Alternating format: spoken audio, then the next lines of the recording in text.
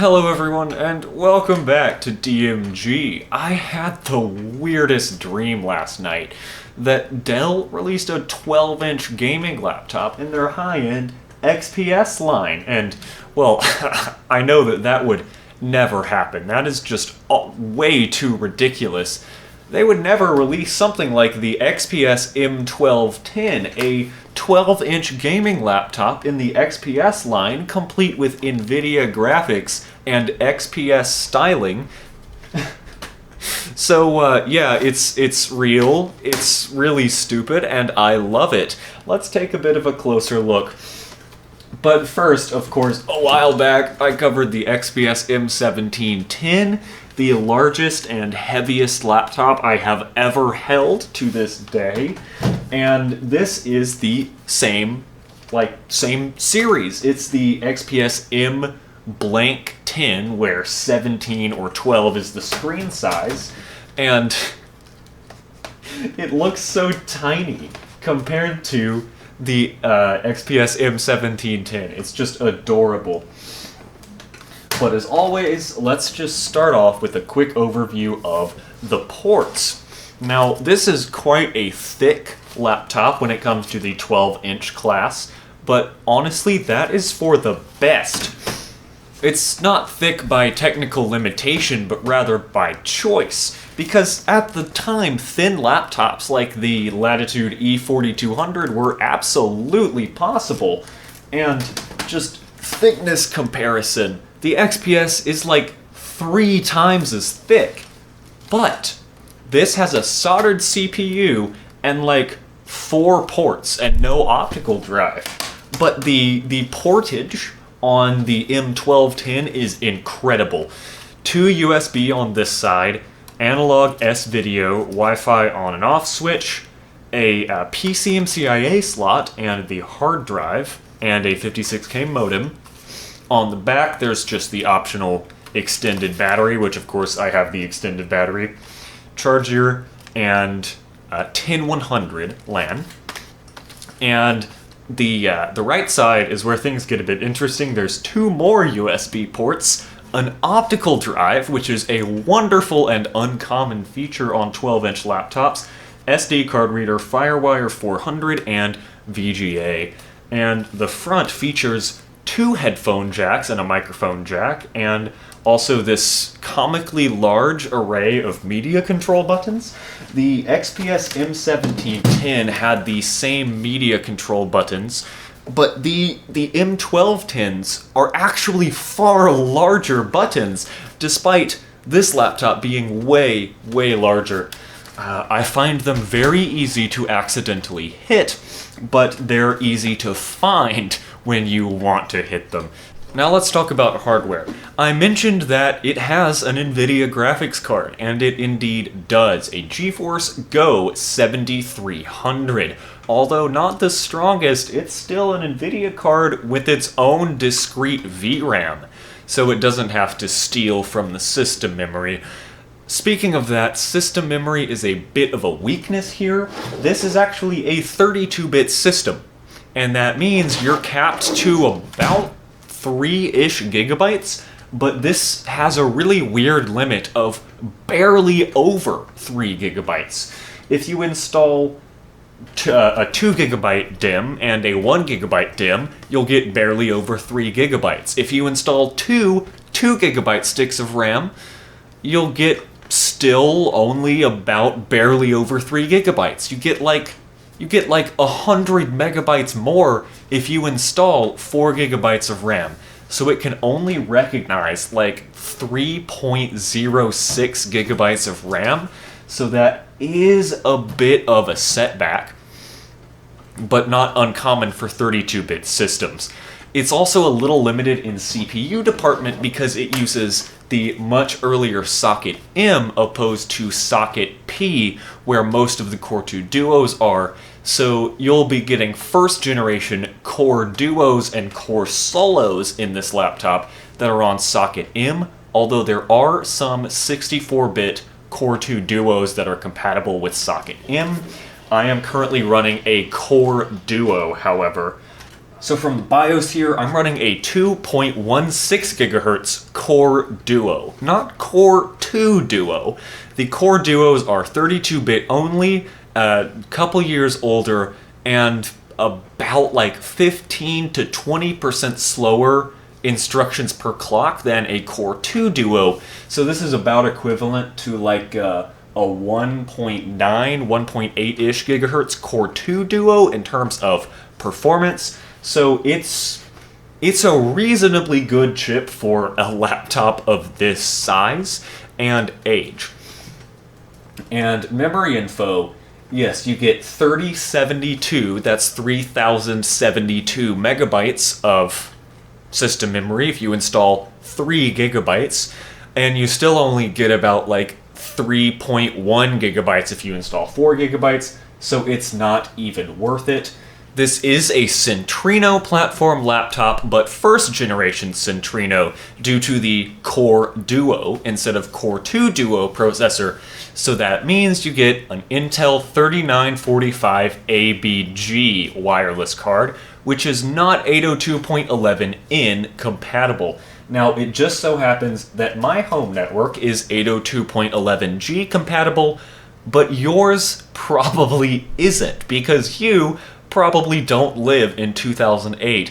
So luckily the wireless card is not locked down in the BIOS. You can install whatever card fits in the slot. So that is a huge plus for this machine, as is the screen resolution. Now, it is a 1280 by 800 panel, and just like the others in the XPS line, it is very glossy, and it has decent viewing angles for its age and its size as a TN panel. Its side-to-side viewing angles are pretty decent. Of course, up and down is horrendous, as you would expect from a TN panel. But hey, I'll take what I can get. The touchpad is quite reasonably sized, actually. It's larger than that of the also 12-inch Latitude E4200, and its buttons have a nice click that isn't too resistive, but isn't too light as well. And same for the keyboard. I actually wasn't expecting much from this keyboard, but it feels just about the same as the XPS M1210. But this laptop actually has very little deck flex because it has a magnesium frame. And I feel like that supports the keyboard quite well because there's very little flex to the laptop overall. Let me just demonstrate a little.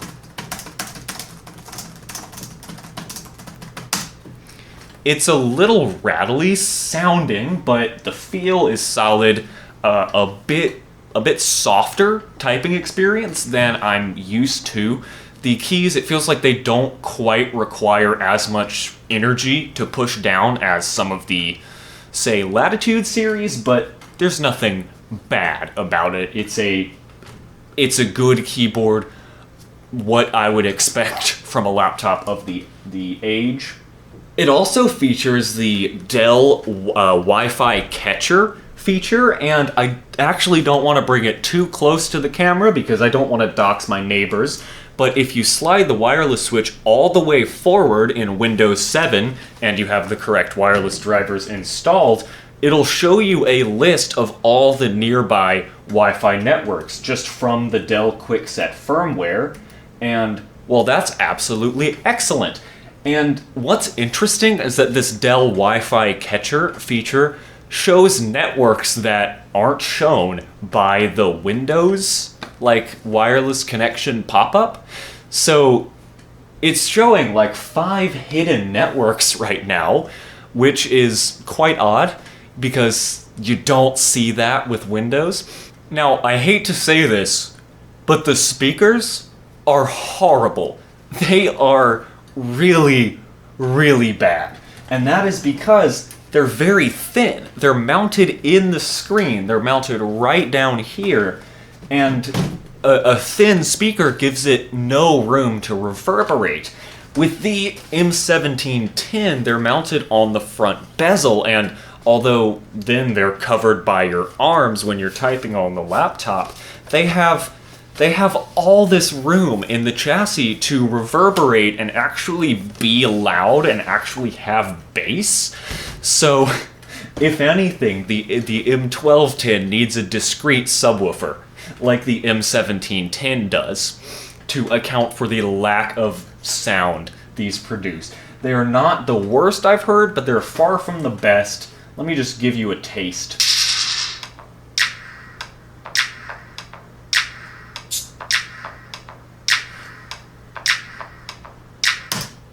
So clearly you get the high frequency click, but there's no bass. There just isn't any. Let's see.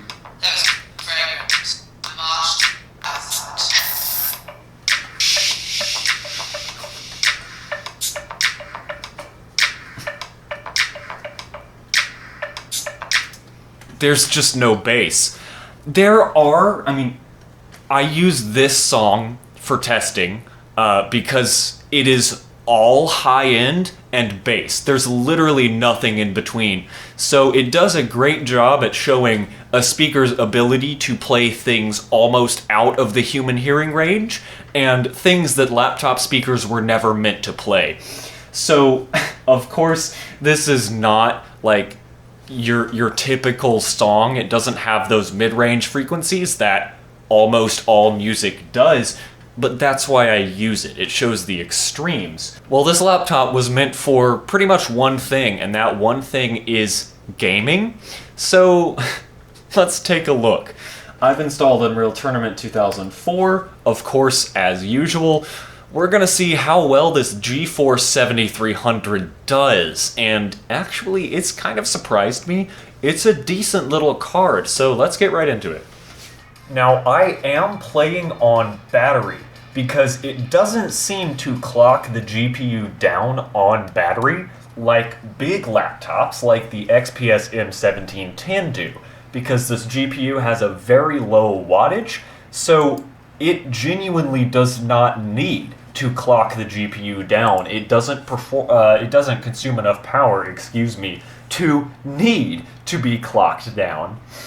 So that's not uncommon with tiny laptops. I've seen that on many of the pavilions I've worked on.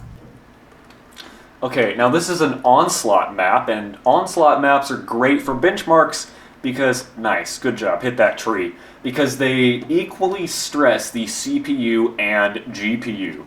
There's a lot going on in an onslaught map, and that works to your advantage when you are trying to push this tiny little card to its limit. So it's doing pretty well so far. It's actually doing great. How did I not get a stunt bonus for that?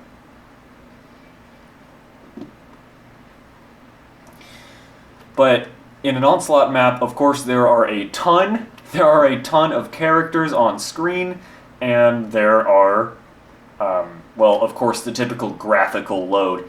So the extra bots in the onslaught map put a heavier load on the CPU than in a deathmatch.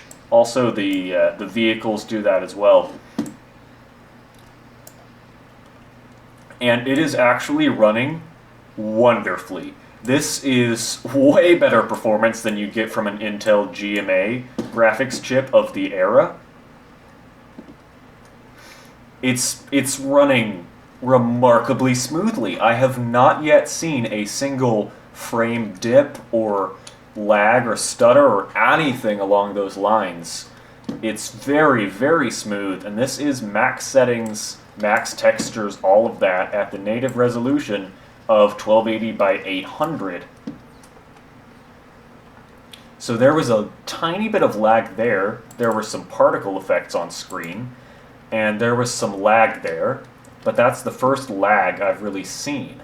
Since that's clearly running so well, we're going to do Ice Tomb, the notorious GPU melting map. And, well, you can see it's already doing its good GPU melting work. So clearly nothing is immune to this goddamn map and its reflections on literally every surface.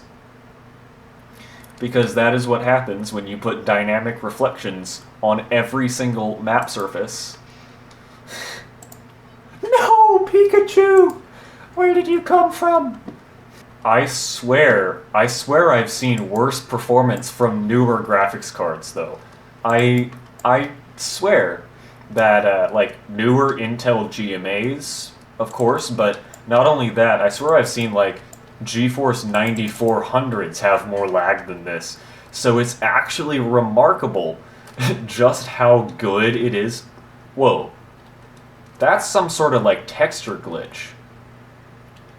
That's not supposed to happen. Whoa.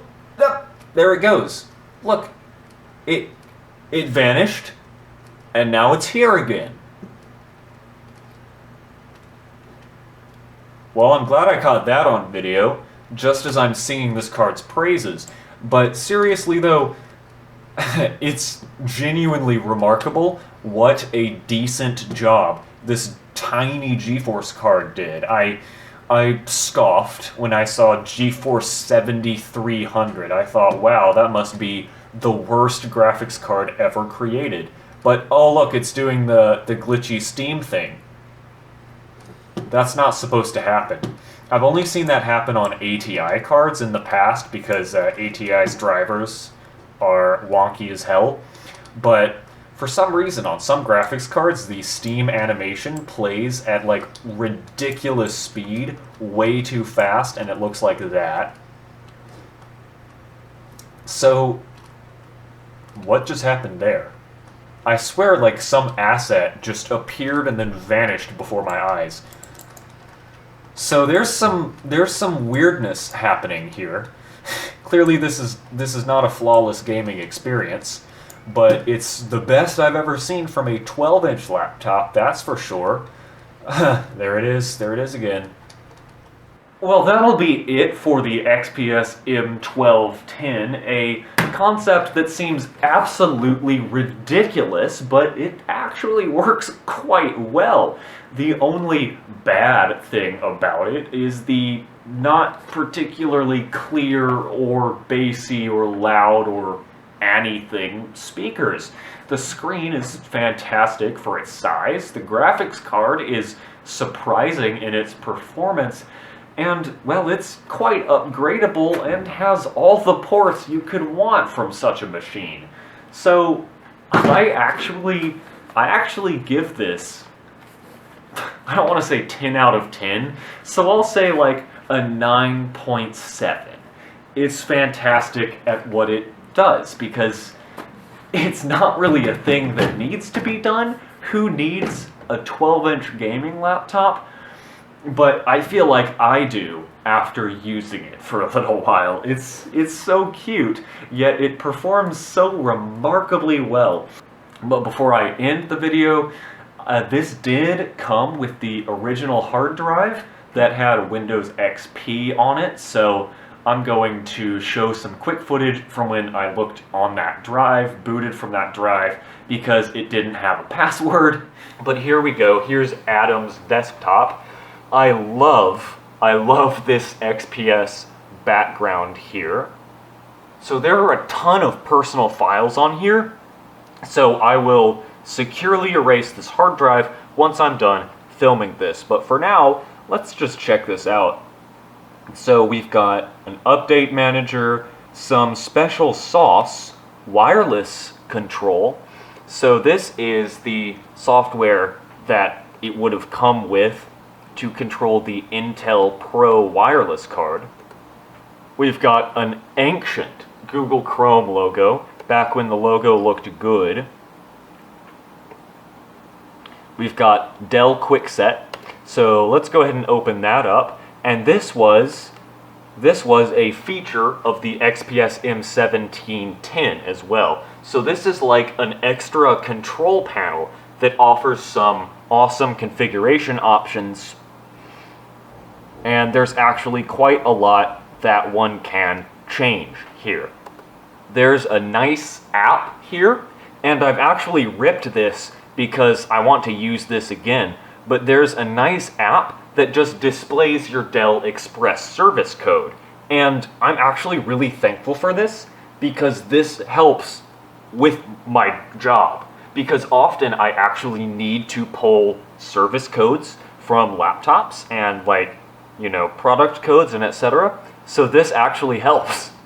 It came with some configuration software from Creative and really not a lot of bloatware. So it's fantastic that it didn't come with like 20 different apps that you'll never use.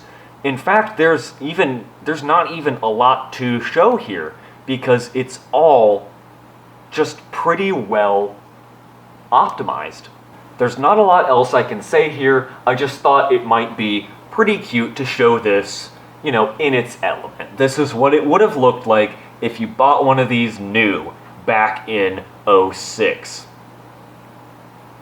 But that is where I'm gonna wrap up this video. I hope everyone enjoyed, because I have certainly enjoyed taking a look at this adorable little gaming laptop from 2006.